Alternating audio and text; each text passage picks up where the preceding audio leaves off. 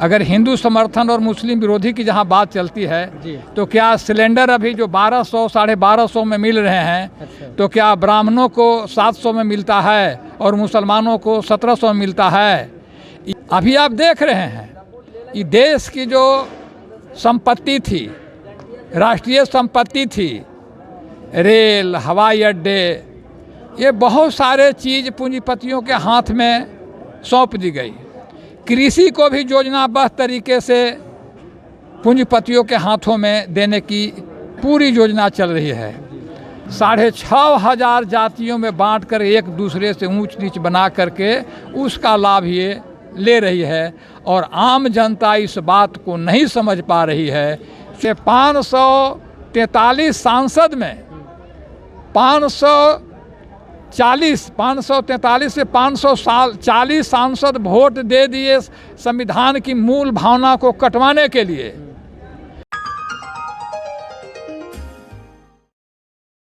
साथियों नमस्कार, आप देख रहे हैं नेशनल जनमंच बलराम कुमार के साथ और इस वक्त हम सासाराम में हैं। सासाराम में पटेल धर्मशाला है। यहाँ अर्जक संघ का 7वां राष्ट्रीय अधिवेशन हो रहा है।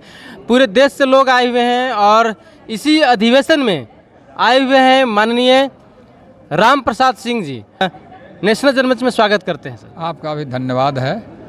हाँ तो सर, अर्जक संघ का 7वां राष्ट्रीय अधिवेशन हो रहा है और ऐसी स्थिति में हो रहा है जब पूरा देश सांप्रदायिक जो है आग में जल रहा है, क्या कहेंगे आप?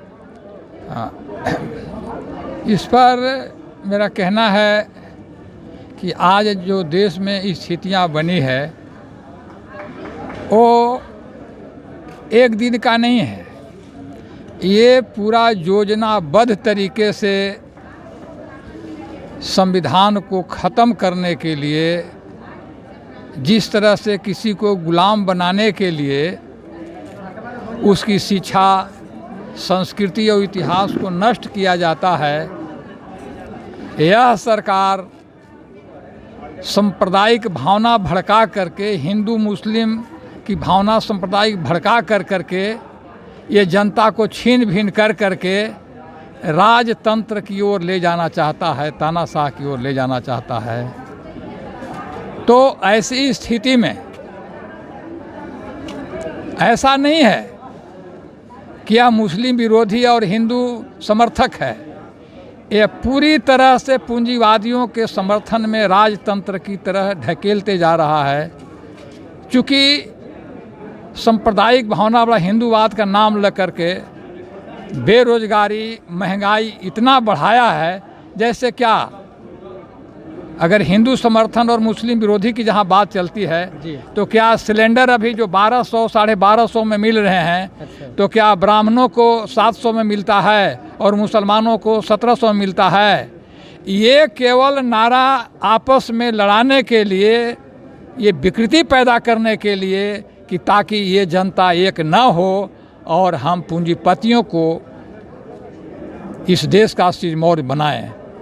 अभी आप देख रहे हैं कि देश की जो संपत्ति थी, राष्ट्रीय संपत्ति थी, रेल, हवाई अड्डे, ये बहुत सारे चीज़ पूंजीपतियों के हाथ में सौंप दी गई। कृषि को भी योजनाबद्ध तरीके से पूंजीपतियों के हाथों में देने की पूरी योजना चल रही है। ऐसी स्थिति में जो देश में धार्मिक शास्त्रों के माध्यम से जो धर्म शास्त्रों की हर पग पग पर धर्म शास्त्रों की दुहाई दे करके आम जनता को 6500 जातियों में बांटकर एक दूसरे से ऊंच नीच बना करके उसका लाभ ये ले रही है और आम जनता इस बात को नहीं समझ पा रही है।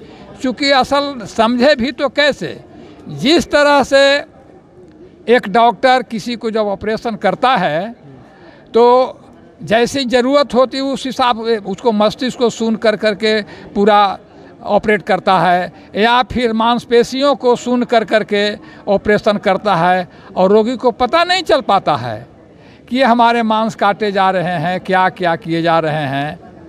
तो डॉक्टर का उद्देश्य होता है इस तरह से करके स्वस्थ करना, उसका नियत इतना अच्छा होता है, लेकिन यह सरकार की नियत उसी तरह से ये सारा मीडिया के माध्यम से सरकारी जो संस्थाएं हैं, जो सरकार के जो स्तंभ है, कार्यपालिका और न्यायपालिका, विधायिका, इन तमाम चीज़ों के माध्यम से अंधविश्वास फैला कर करके, सांप्रदायिक भावने भड़का कर करके पूंजीपतियों के हाथों में सौंपी जा रही है।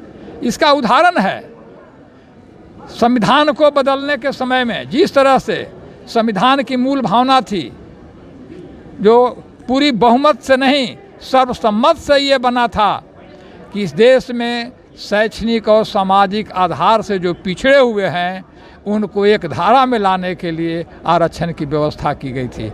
ऐसा नहीं था कि वो बेरोजगारी हल करने के लिए था, एक समान स्थिति पैदा करने, समान अवसर प्रदान करने के लिए आरक्षण की व्यवस्था थी, जिसके ये सरकार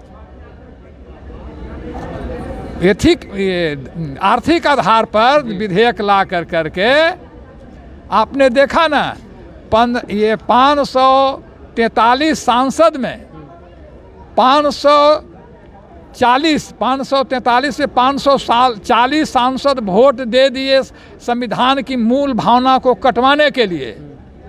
तो आप समझ सकते हैं कि ये जो सांसद हैं, चाहे वो किसी भी पार्टी के हैं, वो आम लोगों की हिस्सा मारे हुए हैं, इसलिए वो पूंजीपतियों के साथ हैं। ये आम लोगों के नाम पर डॉक्टर अंबेडकर, जगदेव प्रसाद, लोहिया को नाम लेकर ये तमाम दलित पिछड़ों को भरमा करके पूंजीपतियों को, चूँकि ऐसा उदाहरण है, इतिहास है कि जो खुद हिस्सा मार के बैठा है वो हिस्सेदारी के लड़ाई में वो साथ किसी उसके साथ नहीं रहेगा, जब रहेगा तो हिस्से मारों के साथ रहेगा। तो ऐसी स्थिति में अर्जक संघ का ये सम्मेलन जो हो रहा है बहुत ही महत्वपूर्ण है, चूँकि अर्जक संघ चाहता है, इसका मानना है कि जिसकी संस्कृति होती है उसी की सत्ता होती है, और जिसकी सत्ता होती है उसी की संस्कृति इतिहास का हिफाजत होता है। आज आप देख रहे हैं ये तमाम अभी जो तमाम शिक्षण संस्थान को भी ये टारगेट किया जा रहा है ताकि ये गरीब के बच्चे पढ़ नहीं पाए, उस शिक्षा प्राप्त नहीं कर सके, टेक्निकल शिक्षा प्राप्त कर सके, वो प्राइवेट की ओर ढकेला जा रहा है। हम उसके लिए उदाहरण स्वरूप बताना चाहते हैं। हमारे बगल में, यहाँ सासाराम के बगल में है जमुहार एक medical college, Gopal Narayan university. उसमें अगर कोई किसी गरीब का बेटा बेटी नीट निकाल लिया और नंबर कम है तो सरकारी कॉलेज उसको जब नहीं मिलता है तो प्राइवेट कॉलेज में जाने के लिए अभी लगभग 2.5 करोड़ रुपया वो 5 साल के डिग्री MBBS के प्राप्त करने में लगेगा एक छात्र को। तो आप ये बताइए कि चाहे वो किसी भी जाति और धर्म के हों, क्या अपने मेधावी बच्चे को पैसे के अभाव में यदि सारे स्कूल कॉलेज जो है, उच्च शिक्षण संस्थान जो है प्राइवेट हो जाएंगे तो क्या किसी भी जात के, किसी भी धर्म के गरीब के बच्चे ऊंची शिक्षा प्राप्त कर सकेंगे? नहीं कर पाएंगे। और जो सांसद में चाहे दलित का हो या पिछड़े का हो, अगर जो हिस्सा मार के बैठे उनके पास पूंजी है, पैसे हैं, तो वो पैसे पर डिग्रियां खरीद रहे हैं। बड़े अच्छे अच्छे इंजीनियरिंग कॉलेज हो, मेडिकल कॉलेज में नाम लिखा करके अपने बेटा बेटी को, तो वो प्रतिभा, गरीबों को प्रतिभा को मारने की ये योजना है। तो ऐसी स्थिति में अर्जक संघ की भूमिका और अधिक हो जाती है, क्योंकि इसका कहना है कि जब तक और संस्कृति हमले इसीलिए हो रहे हैं, आज जो जिस तरह से संस्कृति हमले हो रहे हैं उसका विकल्प बहुत सारे यहाँ सामाजिक संगठन है, राजनीतिक संगठन है, बात तो करते हैं, लेकिन विकल्प के रूप में मात्र इस देश में अर्जक संघ है जो जीवन के जो संस्कृति क्षेत्र है, विचार, आचार, संस्कार और त्यौहार में विकल्प के रूप में वो दिया है, बाकी किसी के पास नहीं है। तो ऐसी स्थिति में अर्जक संघ की भूमिका और अधिक हो जाती है। और जब तक संस्कृति परिवर्तन नहीं होंगे, सामाजिक परिवर्तन नहीं होगा, और जब तक सामाजिक परिवर्तन नहीं होगा समाज नहीं बनेगा, और समाज जब नहीं बनेगा तो समाजवाद नहीं आएगा। इसी पर जगदेव प्रसाद ने कहा था कि पूरी दुनिया में वर्ग संघर्ष का इतिहास रहा है, लेकिन भारतीय परिप्रेक्ष्य में वर्ग नहीं बल्कि जाति ही सामाजिक संरचना का मूल है। बगैर इसको समाप्त किए हुए वर्ग संघर्ष हो ही नहीं सकता, समाजवाद आ ही नहीं सकता है।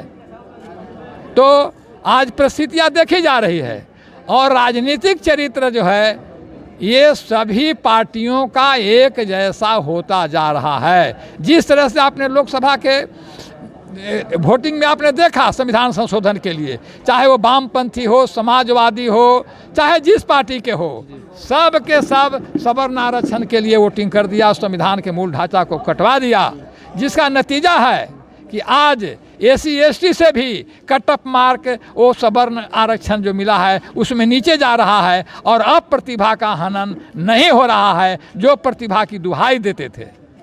जो नया संसद भवन बना, जब नया संसद भवन बना तो सेंगोल को स्थापित किया गया, क्या कहेंगे आप इस पर? इस पर कहना है कि बहुत ही योजनाबद्ध तरीके से ये जो भाजपा जो है वो आरएसएस के इशारे पर चल रही है और आरएसएस को जो एजेंडा है, जो हिंदू राष्ट्र का जो सिंगोल स्थापित करने का जो राजतंत्र की, जो मैंने पहले कहा ना कि ये पूंजीपतियों के तरफ ये देश को ढकेला जा रहा है, राजतंत्र की ओर ढकेला जा रहा है। तो अभी तक ये चंगोल वंश का जो ये है सिंगोल जो स्थापित किया गया चोल राजवंश का, तो उसमें वो सबसे क्रूर राजा हुआ है। अच्छा। और राजतंत्र का सबसे क्रूर राजा हुआ है। तो वह ये दिखाना चाहता है कि ये सरकार जो है ये क्रूरों को बढ़ावा देगी, जनतंत्र को समाप्त करने में वही कामयाब होगा।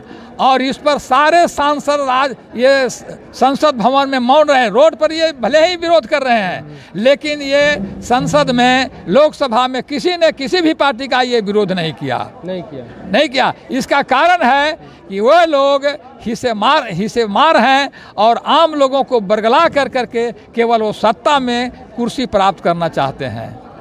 तो और अशोक स्तंभ को हटाने का मुख्य कारण है, चूँकि अशोक तो राजतंत्र का ही राजा था, लेकिन उसके राजतंत्र में जनतंत्र फल फूल रहा था। चूँकि आज जो हम गीत गाते हैं कि हर डाल डाल पर सोने की चिड़िया करती थी बसेरा, सत्य अहिंसा करुणा मैत्री प्रेम का जहाँ लगता पग पग डेरा, वह भारत देश है मेरा, वही सम्राट अशोक के ज़माने का ये गीत है, जब दुनिया में भारत के सोने की चिड़िया कहा जाता था। और कहा जाता है कि उतना न्यायिक था कि एक गधे की भी समस्या की सुनवाई की। उन्होंने आम लोगों के लिए जो राज दरबार में नहीं जा सकता था, वो राजमहल के पीछे एक रस्सी लटका रखा था और राज दरबार में एक घंटा, कि किसी के पास अगर कोई समस्या है और वो डायरेक्ट नहीं आ सकता है तो हम सोते रहें, जागते रहें, रनिवास में रहें, किसी भी स्थिति में रहें, आम जनता का ये हक बनता है कि अपनी फरियाद को राजा के सामने रख सकता है। तो अगर सामने से नहीं आए तो वो रस्सी तीरे और घंटी बजे तो वो समझ जाएगा। ऐसा हुआ कि उसके राज में इतना न्याय था कि किसी की ज़रूरत नहीं पड़ी कि उस रस्सी को तीरे। एक गधा बूढ़ा हो गया था, उसका मालिक जो था देखा कि अभी काम लायक नहीं है तो रोड पर हाँक दिया और वो भूखा गधा घूरते घूरते वहाँ घास जम गया था, उसको चढ़ने लगा, रस्सी चढ़ गया था और रस्सी हिली और घंटा बजा। और जब घंटा बजा तो राजा के कान तो अरे कोई फरियादी आया है, देखो कौन है, क्या कि उसको दुख है। तो सिपाही लोग, फरिंदे लोग आए तो देखा कि अरे कोई नहीं, वो गधा है। अरे गधे का भी कोई समस्या होगा, वो अपना समस्या लेके आया है, उसको ले लाओ। बाइज्जत गधा को लाया गया, उसको जारा भूसा दिया गया और सवेरे ढूंढवाया गया कि किसका गधा है।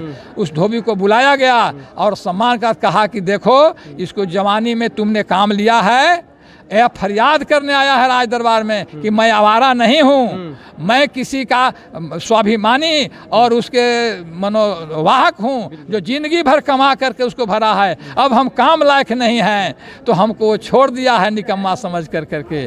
तो इसलिए फरियाद करने आया है, इसलिए ले जाओ। जिस तरह से जवानी में काम लिया और उसको चारा भूसा दिया, उसी तरह से इसको अगर जहाँ इससे भी अगर दिक्कत हुआ तो फिर हम उसको राजदंड देंगे। तो यह था वह राजतंत्र में कल्याणकारी न्यायप्रिय राजा। और तो ये चाहती है सरकार उसको स्थापित करके सिंगौल को कि ये न्याय नहीं हो, अन्याय हो, जनता कराहते रहे और राजा नीरो और चंगेल की साखी सतह मस्ती उड़ाता रहे। जिस तरह से ये जब झोपड़ियों में आग लगती थी, जब गरीब कराहता था तो नीरो बंसी बजाता था, आनंद लेता था। तो उसी तरह की ये सरकार है, फांसीवादी सरकार है। तो इसी उद्देश्य से योजनाबद्ध तरीके से वो सिंगोल को स्थापित किया गया और कोई भी सांसद संसद भवन में, लोकसभा में विरोध नहीं किया। रोड पर भले ही विरोध कर रहा है। आम जनता से क्या अपील करेंगे सर? हम आम जनता से अपील करेंगे कि आम जनता इस देश का मालिक है। आप न्यायपालिका को, कार्यपालिका को, विधायिका को स्थापित किया गया है सरकार के अंदर। शासन व्यवस्था का मतलब क्या होता है? शासन व्यवस्था का मतलब होता है कि बड़ी मछली छोटी मछली को न निगले, यानी न्याय मिले कमज़ोर का भी। और संविधान के में भी ऐसा प्रस्तावना में आया है, समता अवसर प्राप्त कराने के लिए सबको ये अवसर की समता प्राप्त कराने के लिए दिया गया है। तो हम ये कहना चाहेंगे कि ये जो प्रक्रियाएं जो चल रही है वो इसका विरोध नहीं हुआ और धीरे धीरे वो राजतंत्र की ओर, हिंदू राज की ओर वो बढ़ रहा है। और इन्हीं उद्देश्यों को लेकर करके अशोक स्तंभ को हटाया जा रहा है, सभी जगहों से हटाया जाएगा।